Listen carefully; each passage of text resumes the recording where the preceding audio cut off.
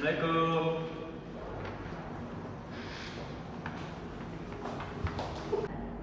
Oh iya, silakan duduk.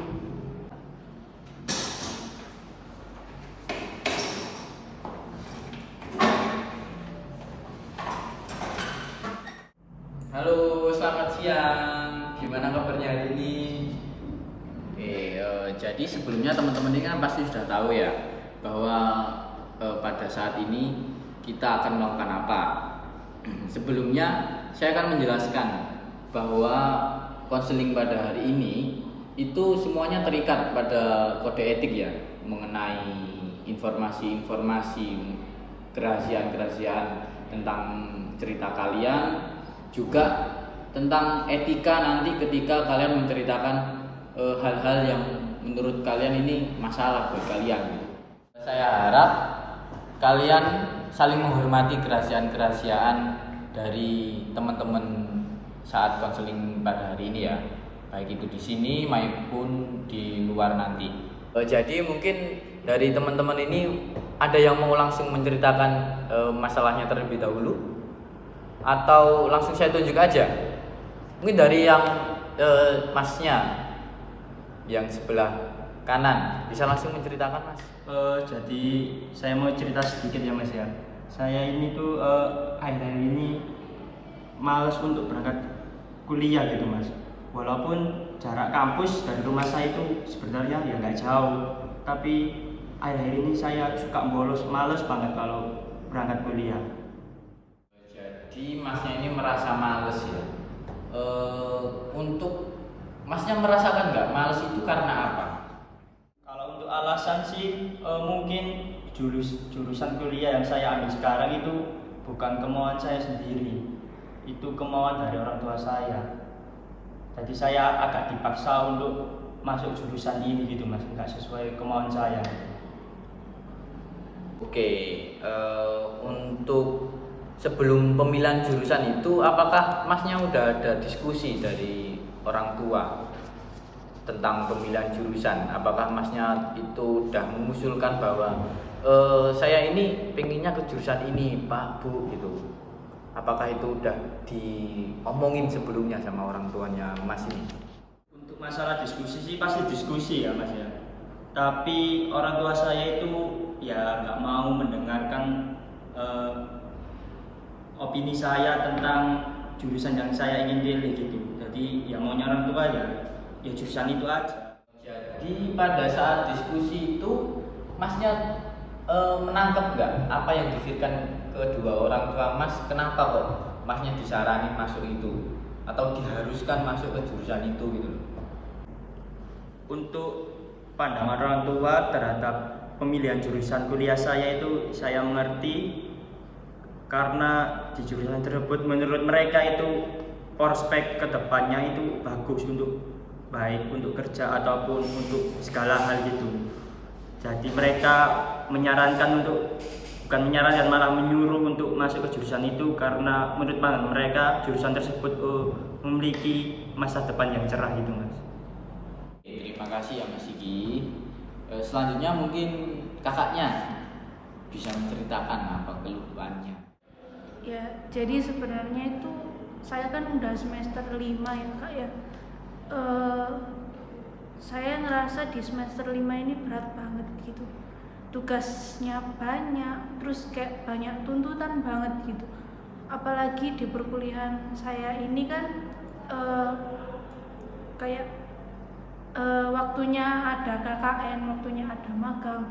Jadi benar-benar ngumpul jadi satu. Apalagi nggak tahu ya, saya ngerasanya itu setiap minggu itu benar-benar tugasnya itu padat banget gitu. Itu sih yang membuat saya kayak ngerasa semakin banyak tugasnya saya semakin pengen lari gitu, pengen ninggalin aja ini perkuliahan gitu. Tapi di satu sisi lain itu sayang banget gitu, udah semester segini tapi mau angkat tangan, jadi kayak masih bimbang, terus capek, nggak ngerti harus kayak gimana gitu sih. Oke, jadi udah semester 5 ya, tugas semakin numpuk, manajemen waktu jadi terganggu gitu ya. Kemudian ada nggak aktivitas-aktivitas lain di luar kuliahnya kakak ini? Misal yang itu juga membuat kakak berat gitu, ada nggak? Jadi sebenarnya kegiatan-kegiatan di luar perkuliahan itu nggak terlalu banyak sih ya. Yang ngebuat saya ngerasa kayak capek banget itu gara-gara ini deadline-nya itu benar-benar mepet, kayak minggu depan harus dikumpulkan. Sedangkan itu nggak cuma satu mata kuliah, semua mata kuliah itu menuntut seperti itu. Padahal kan semester sebelumnya itu kayak santai gitu, mungkin tugas pun nggak sebanyak itu gitu. Sekarang itu kayak setiap pertemuan kita itu bawa tugas pulang, bener-bener kayak capek, bener-bener kayak saya tuh bingung harus ngerjain yang mana dulu yang harus selesai gitu sih. Oke, terima kasih ya Mbak Nurul. Jadi intinya kakak ini bingung dengan apa yang akan dikerjakan ya, kayak apa nih yang harus diprioritaskan terlebih dahulu mengenai deadline yang begitu singkat dan juga banyak gitu. Oke, selanjutnya mungkin bisa Mbak Aisy nih, bisa menceritakan apa keluhannya. Silakan Mbak Aisy. Kalau saya sih, karena kan saya tuh kerja, saya kuliah. Kayaknya waktu saya buat kerja sama kuliah tuh hancur gitu. Saya nggak tahu saya harus memprioritaskan yang mana dulu. Bahkan saya sering bolos atau titip absen sama teman saya kalau saya emang ada kerjaan yang nggak bisa ditinggal di tempat pekerjaan saya. Itu sih, jadi banyak juga tugas-tugas yang nggak selesaikan buat saya untuk tugas kuliahnya, karena saya sibuknya tuh lebih sibuk ke kerjaan. Jadi kakaknya ini kuliah sambil bekerja ya. Lalu kalau boleh tahu apa nih motivasi kakak ini untuk melakukan dua hal tersebut gitu? Apa dari, maaf ya sebelumnya, apakah dari segi ekonomi kakak yang bekerja untuk memenuhi biaya kuliah tadi, atau mungkin ke pekerjaan kakak ini yang sebenarnya kakak inginkan buat pengalaman kakak di kemudian gitu? Ya, kalau untuk kuliah ya emang saya mau membanggakan orang tua, tapi kan dari segi keluarga saya emang kekurangan untuk ekonominya. Jadi ya saya punya inisiatif sendiri gitu untuk bekerja buat membantu ekonomi, bahkan buat membantu saya untuk bayar kuliah gitu. Jadi kakaknya ini bingung mana hal yang harus diprioritaskan dulu, apakah kuliah atau kerja dulu. Sebelumnya kalau boleh saya tahu nih, dari kedua hal tersebut kakak ini kerja dulu baru kuliah, apa kuliah dulu baru kerja nih? Saya kuliah dulu baru bekerja, karena emang tahu susahnya atau tahu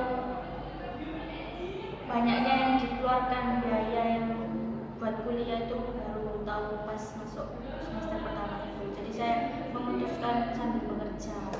Nah, dulu kan saya masuk kerja karena saya masih semester 1 ya, sedangkan saya sekarang sudah semester 5. Saya nggak tahu kalau semester 5 tuh tugasnya sebanyak itu, tugasnya sepadat itu. Saya rasa atau saya kira ya kayak semester 1 aja, ternyata enggak. Jadi bingung aja gitu, saya mau ngapain dulu, kuliah ini tugas mana dulu yang saya kerjakan, sedangkan dari pekerjaan pun nggak bisa saya tinggal. Kayaknya sebenarnya sama sih sama mbaknya yang di sebelah saya di permasalahannya. Mbaknya kan juga bingung karena tugasnya yang keteteran, deadline-nya yang mepet-mepet. Saya juga bingung, saya harus ngerjain tugas yang mana dulu. Apalagi kan saya juga kerja, dan tanggung jawab saya bukan hanya tugas kuliah saja, tapi juga pekerjaan saya juga.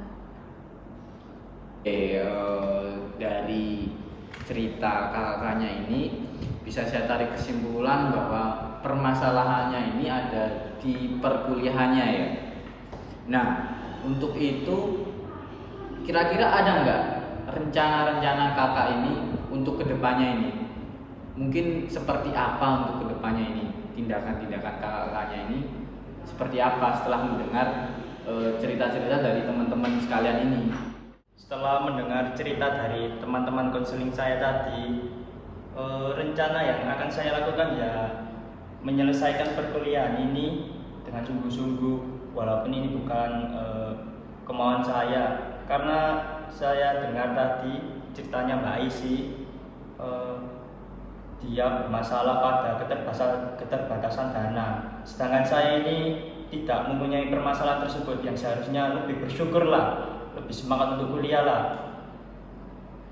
Untuk kedepannya ya saya lebih mempunyai motivasi yang lebih untuk menyelesaikan perkuliahan ini, tidak malas-malasan seperti sekarang gitu. Oke, harapan saya sih setelah ini kan tadi saya mendengar cerita dari teman-teman konseling saya, ada yang dipaksa orang tuanya, ada yang harus bekerja untuk membiayai kuliah, sedangkan saya itu tidak mengalami itu. Saya di sini mendapatkan kebebasan mengenai biaya dan juga mengenai pilihan jurusan saya. Seharusnya saya lebih bersemangat untuk kuliah karena tidak ada hal yang membatasi saya gitu.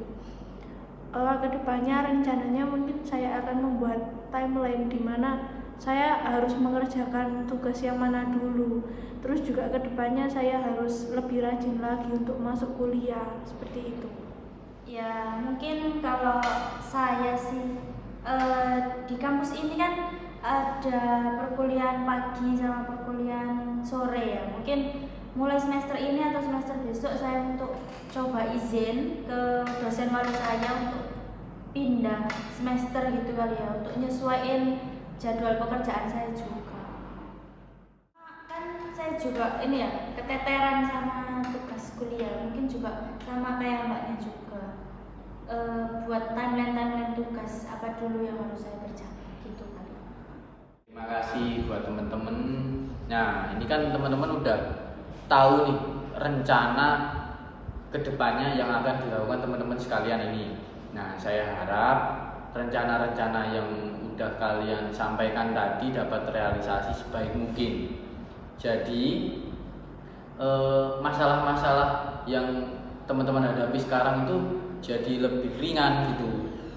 Kemudian saya harapkan juga rencana-rencana yang kalian buat tadi itu dapat konsisten ya kalian jalankan sampai apa yang kalian inginkan itu tercapai satu sama lain, entah itu dari mbaknya yang kerja sama kuliah yang bisa memanajemen waktunya, kemudian kakaknya yang merasa terbebani atas tugas-tugas yang numpuk, kemudian juga masnya juga semoga sampai lulus juga manajemen waktu kakak itu juga bisa berlangsung dengan baik gitu.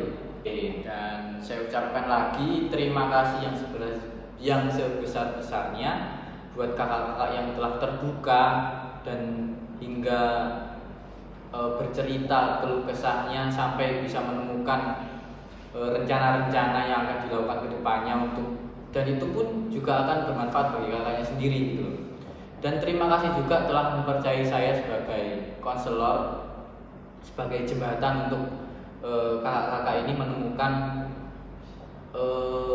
solusi, bahkan bisa membuat hidup kakak ini jadi lebih baik ke depannya.